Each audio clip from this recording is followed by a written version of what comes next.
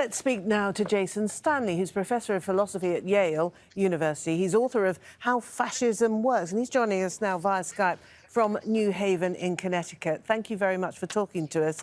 Many people following the New Zealand Mosque shootings are pointing to the conduct of the main suspect online in particular, and the publishing of a rant, for want of a better word, a rationale, if you like, for his actions that were to come, and indeed confessing to be a white supremacist. My question really is, how far do you think this is on the rise, this far-right ideology that is often leading to violence, it would appear?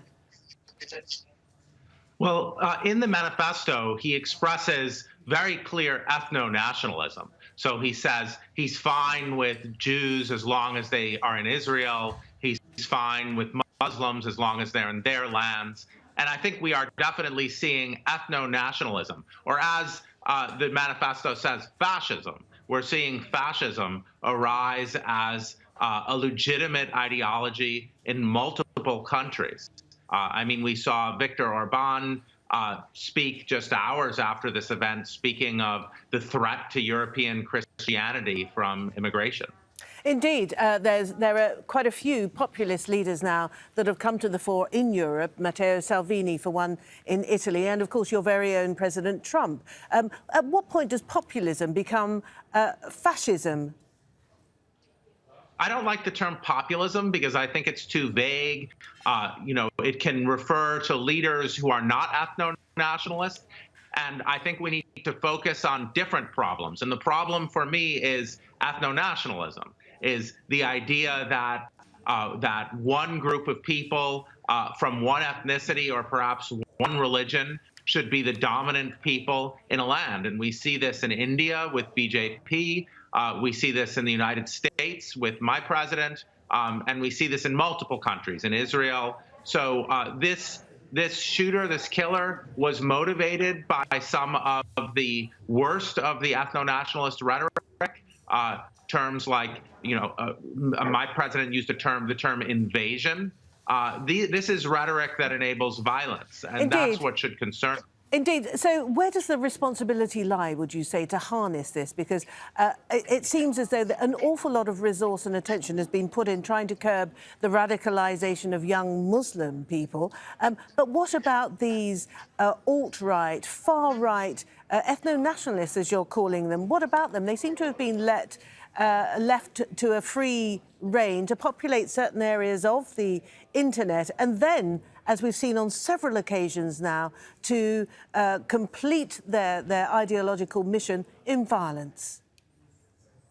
Right. So we have, on the one hand, these extreme violent eruptions, like Anders Breivik, who Tarrant takes as his model, the Squirrel Hill killer in the United States. And all of them channel the same ideology.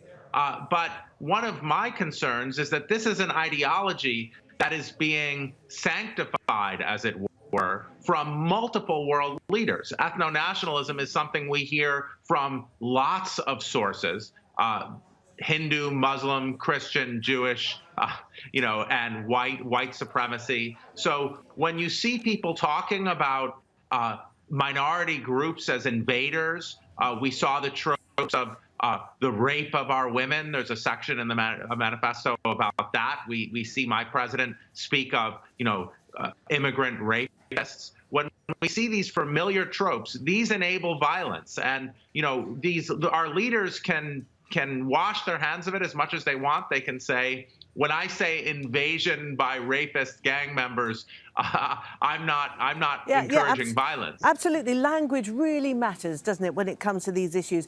In this so-called manifesto, I'm reluctant to use that term because it's a bunch of incoherent ramblings from what I've been able to see.